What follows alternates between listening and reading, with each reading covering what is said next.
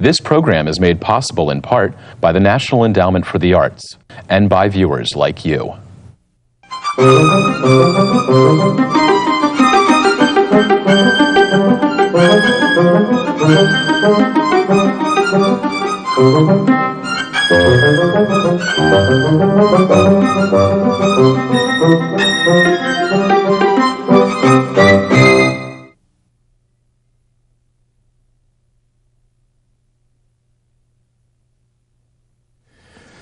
Hello, I'm Henry Taylor, and it's my privilege to welcome you to another session of The Writing Life. My guest today is Daniel Mark Epstein. For many years it was my habit to say the poet Daniel Mark Epstein, and I still like to say it that way. But he's also a very distinguished biographer, having published biographies of Aimee Semple McPherson, Nat King Cole, and most recently Edna St. Vincent Millay. But he's the author of 7 books of poems, and I'm sure we're going to hear some of them today. But I want to start with the biography, the most recent biography, and ask you a little bit about, to say a little something about what it must be like for somebody who's in the habit. But of course, by the time you got to this book, your habits had changed some. It's your 3rd biography, but still, the great thing about writing poems is that they're short and don't involve you in walking into rooms filled with boxes full of papers. How is that? How do those two ways of working talk to each other for you? Well, I think that there's always been a strong narrative line in my poems, whether they're short lyrics or whether they're long dramatic monologues, like my early poem, "The Letter Concerning the Yellow Fever." So for me, one of the impulses for writing a biography has been the same as writing the narrative poetry. I love a good story. I see. And one of the things that all of these 3 biographies have in common, Nat King Cole, Aimee Semple McPherson, and Edna St. Vincent Millay, is that they all have great, very dramatic stories and very charismatic characters. So that's part of it.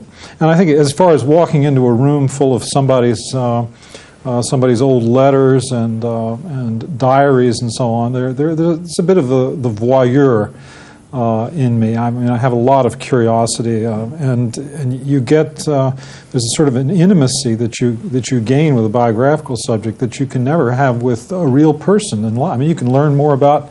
I learned more about Edna St. Vincent Millay than I know about most people. I suppose you get to see the different selves that she showed to different people. I mean, we all sometimes do that a little bit, I guess, that you take a certain tone with one correspondent and another tone with another correspondent. The self you present is not always exactly. Absolutely. And you get to see all of them. Yeah, I talk about that in the Millay book, the fact that she was more real when she was writing letters to her sisters and her mother. She was strong. She had a lot of confidence in those letters. When she's writing to her lovers, she's much more apt to be a languishing lily, or trying to make some sort of play for their sympathy or whatever. Something worked up. Yes, exactly. And I mean, if I get letters from you, I'm going to get letters in one tone. Right. And you're going to write to somebody else, and it's going to be a different tone in that letter. I mean, that's part of the pleasure of writing letters, is that we get to be different people as we write letters. Mm-hmm. Yeah. Millay was a woman of unusual adventurousness. She would try many things. And one of the interesting stories in this book is that not far from where we are sitting, actually, she had some racehorses. How did that come about? I didn't know about that. Well, that was one of the big... I'm a horseman, so I'm interested in this. It's one of the big scoops, really, in my book. There were things that I was able to discover about Millay that no one had ever known. Part of the mystery of her life is that while she made a fortune, she was probably one of the richest poets ever to make her living in America, but second only to James Whitcomb Riley, actually. Mm-hmm. Millay made a fortune writing poetry and from the income from her verse dramas, and it all sort of got lost. And one of the biographers questions there have been 7 or 8 biographies of Millay. All of them have wondered what happened to the money. Well, in fact, she was the silent partner in a stable near Frederick, Maryland. And the co-owner was William Brann, who went down in history as the owner of several great racehorses, including Chaladon, which is Chaladon is probably one of the greatest racehorses ever to run on American turf. And she was the one who trained that horse. She had absolutely extraordinary knowledge of horses, and I had no idea. But as anybody knows who knows the horse racing business, it's as much of a gamble as going to the betting window, and she lost. What in today's dollars would probably be millions and millions of dollars in the horse racing business before she got out of it. I see.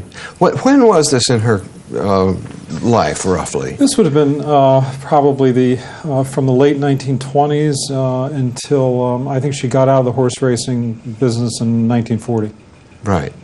And it was so 10 years or 15. Mm-hmm. Yeah. And by 1940, things were slowing down in a number of ways for her, I take it. They were, and of course she didn't want the world to know that she was that she owned all these racehorses and that the royalties for her books. She didn't want her public to know that, so she kept it secret. It was a sad life, really. By the time she was in her 30s, she was a serious alcoholic, and by the time she was in her early 40s, she'd become addicted to morphine. Oh my, yeah. So it's one of those writing lives where she really did sort of implode. Her character as a personality sort of imploded, and the work, unfortunately, kind of disintegrated with her character. Right. It's a great object lesson, I think, for people who sort of automatically slip into the romantic misapprehension that in order to be any kind of artist, you have to suffer. And in fact, if you're going to not be dead, you have to suffer, whether you're an artist or not. True. And it doesn't really help, it seems to me. I mean, well, she had a very difficult early life, and you kind of have to read the whole book to get the whole picture. But anyway, it's a sad story. But she wrote some beautiful poetry. Yes, she did. Before she got sick and fell apart. Exactly. That's my point. That her best work was done while she was still in pretty decent shape. I was very moved by some of the opening scenes in the book when you're describing the relationship that she has with her diary and the figure that she addresses in the second person as a sort of phantom lover. Yes. Who may perhaps at any moment arrive if only she can get these amazingly elaborate rituals that she carries out. Yes. Right. Yes. And that's part of the magic, which anyone who practices poetry knows that there's an element of magic in poetry. And this was a more pure kind of magic.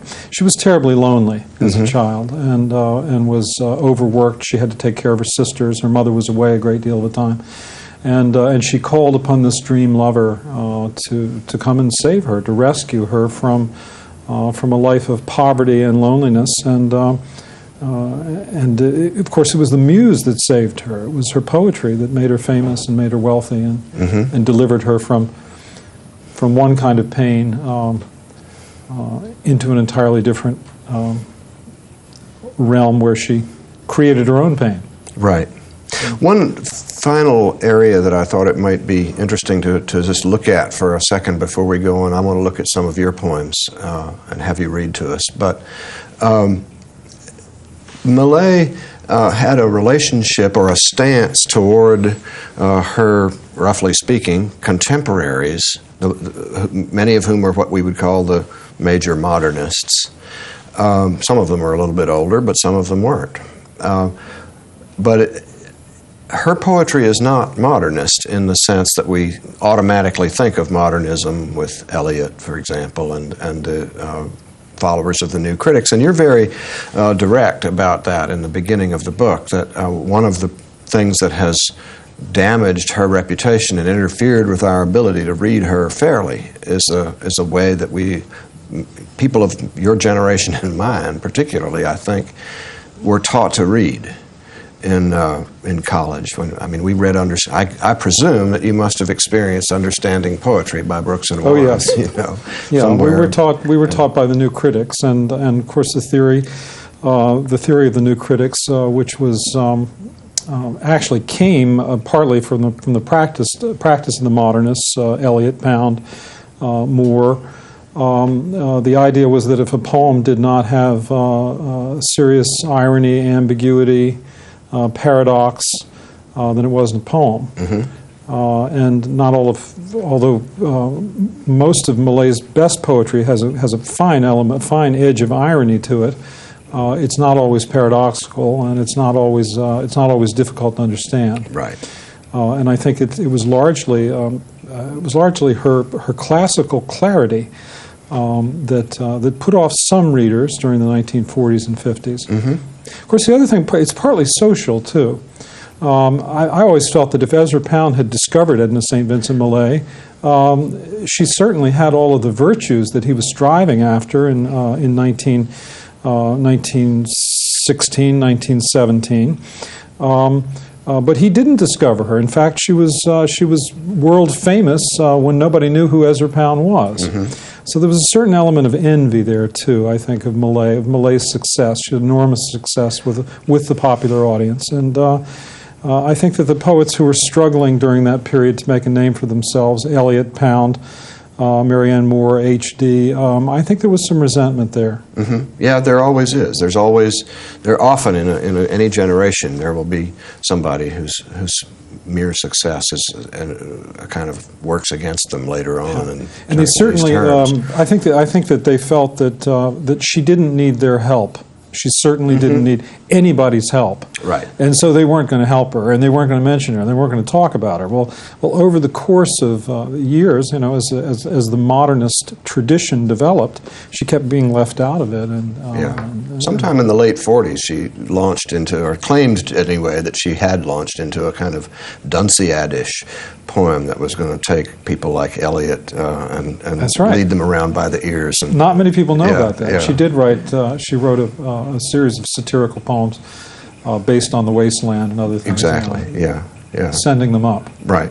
They're not as good as they would have been if she'd still been healthy, but they're interesting to look at.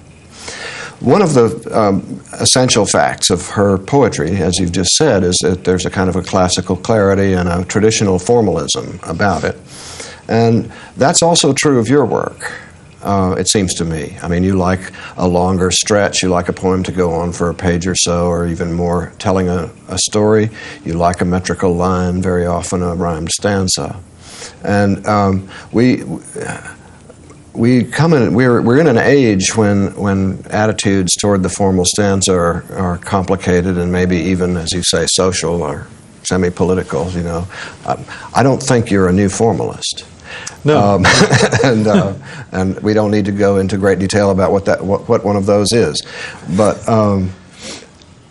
you are a formalist much of the time, if not all the time, and.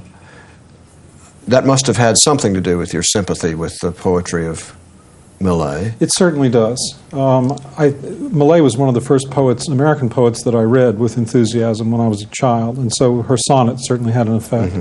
And so did the poem Renaissance. Right. But I have always used a number of different kinds of metrics, a lot of a huge variety of prosody. As I've gotten older, I think it's become more consolidated. The last three books are more formal, partly because I have a better idea of what I'm doing and what kind of line best serves the emotion and the ideas in the poem. I think that's the reason why the poetry has become more formal. It certainly was not any conscious decision to be more formal. I think it's simply been a sense of confidence in knowing where a line has to go and the best package for whatever the subject is. Right. The Traveler's Calendar, your latest book, I think it's your seventh, opens with a poem that I'd be grateful if you'd read for us. I'd love to. Bobolink. It's called Bobolink, and the first few poems in the book are about, they're actually allegorical poems about making art, and this is a poem about the bird, the bobolink, but you'll see that the bobolink has something in common with writers. You rise from dry meadow grass with a laborious flutter, more wing action than the shortness of your flight would seem to call for. And so it seems obvious, flying for you is a steep effort, nature exacts, though not without amends, bobolink, reed bird. The wiry tones of your song set forth a waltz and clear whistles, at first so well sustained. But then you break down the bars, stampede your notes into a reckless song fantasia piped at lightning speed no one can follow. Not the barn swallow who soars with such grace, not the bird watcher stalking the field, not blind Tom with all his skill at sound catching, his passion for filling darkness with music. Rice bird, reed bird, bobolink, your song is the strained apology for all of the weak-winged, condemned to sing because we cannot fly. That's lovely. And it's one of those poems that appeals to somebody like me because I find myself often in the front of a classroom thinking about those days of understanding poetry and how handy it seemed to people to have poems about which it was very easy to say more than voila. and that's a poem about which voila will just about do it. I mean, I can take the poem and I can say, look at this line here where you have bobolink, reed bird, those syllables that come very close to being mere sound, just because it's a list of words. And then the stanza, that's at the beginning of the final stanza, I think, and it comes out of that into the image of not being able to fly, which is a kind of optical illusion because it makes us think about what it would be like if we could. Yes. But all that is done with such tight delicacy that the best way to get at it would simply be to say, okay, listen to this, and read the last stanza again, and I wonder if I could ask you to do that. Sure. Rice bird, reed bird, bobolink, your song is the strained apology for all of the weak-winged, condemned to sing because we cannot fly. That's terrific. That's just marvelous. Thank you. A very different kind of poem, I think, coming fairly soon in the book, is Cataract. Yes, the next poem, actually a lot of my poetry is, there's a lot of wordplay in my poetry, and Henry and I share a love of the classics of Latin and Greek.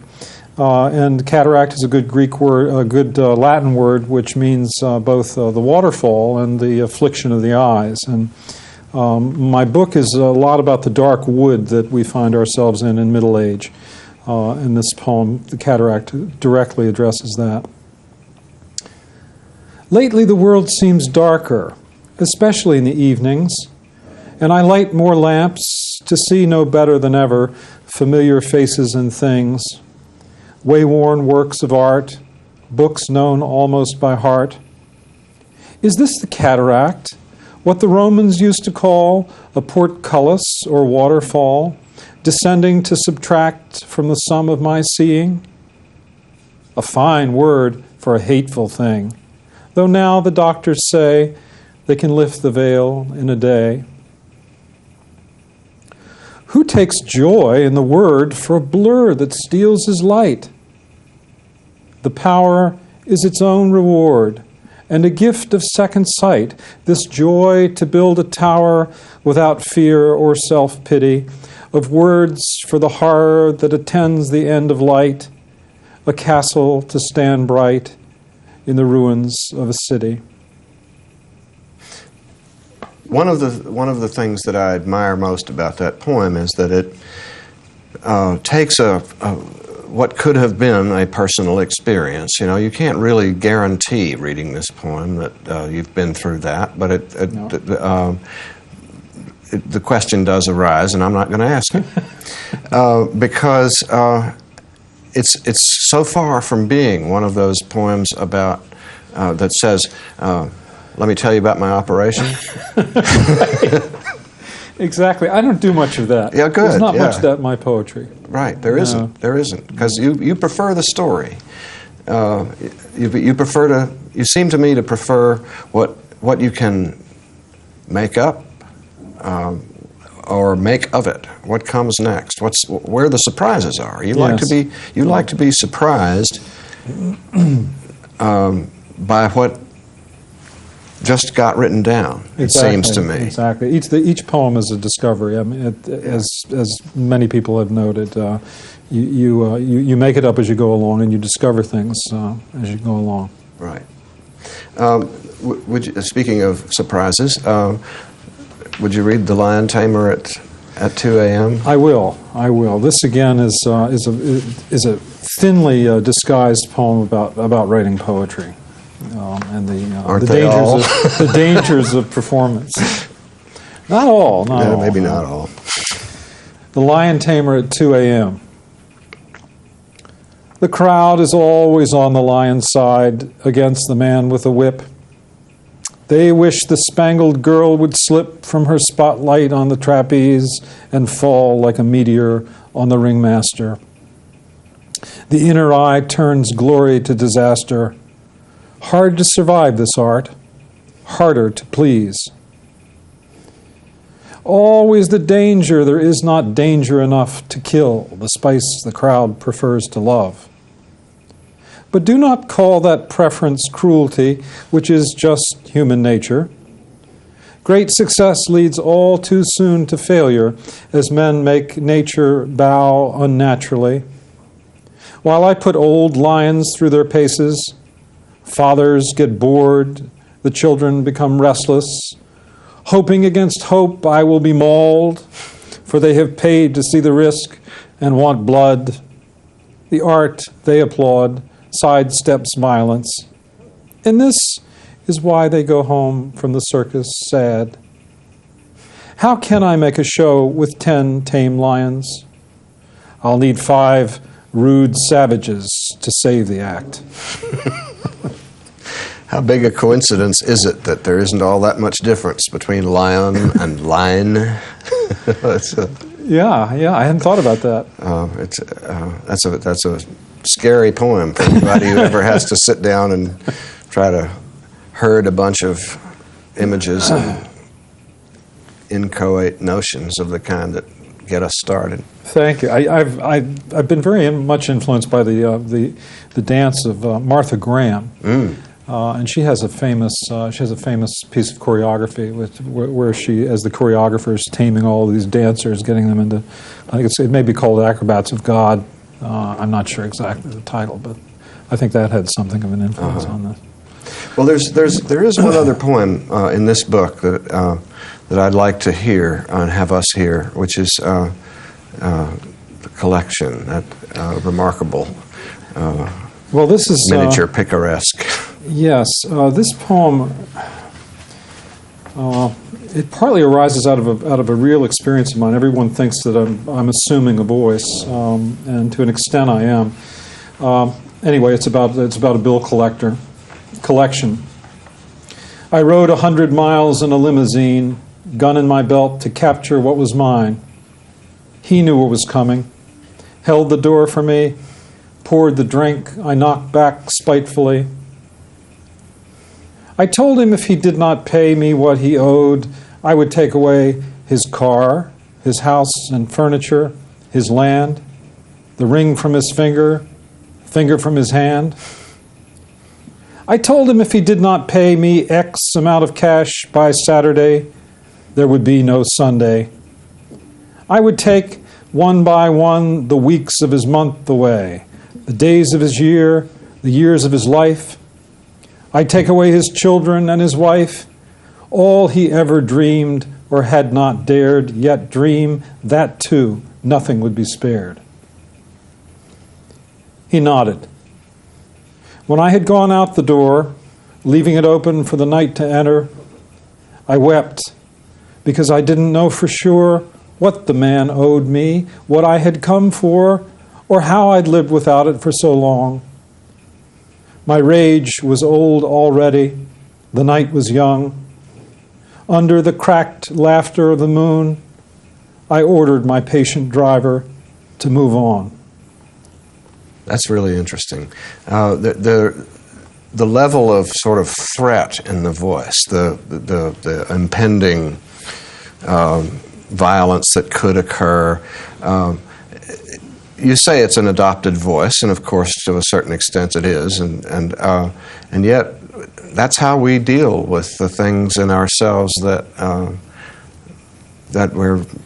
kind of unwieldy if we leave them in what might be thought of as our pure voice. Yes. You think of poetry as a way sometimes of you can make new things out of old stuff. It Yes. seems to me. And I've written a lot of plays too, and so the practice of adopting other voices or incorporating them into my own voice is something that I've really cultivated over the years. And with that poem, it was very important to go from the toughness of the first part of the poem to change the tone at the end, right, to where the person is really incriminating themselves, full of doubts, and full of doubts, and almost in the role of the suppliant. Yes. Yeah. Well, it's been a great pleasure having you here. We could have touched on a whole lot more. The translations from the Greek and the Latin, which you and I have done in a sort of remote partnership for the editor of David Slavitt, and more about your other biographies too. What was the date of No Vacancies in Hell? When did that come out? 1973. 1973. So here we are. It's been a bit of a spell, hasn't it? It has. And it has. Well, I really appreciate your wonderful attention to the poems. It's important to have a reader. People often ask me who I'm writing for, and you're certainly at the very top of the list of people that I'm writing. Thanks, Daniel. I really appreciate that. Thanks very much for joining us on another episode of The Writing Life, and we'll see you again sometime. Thank you.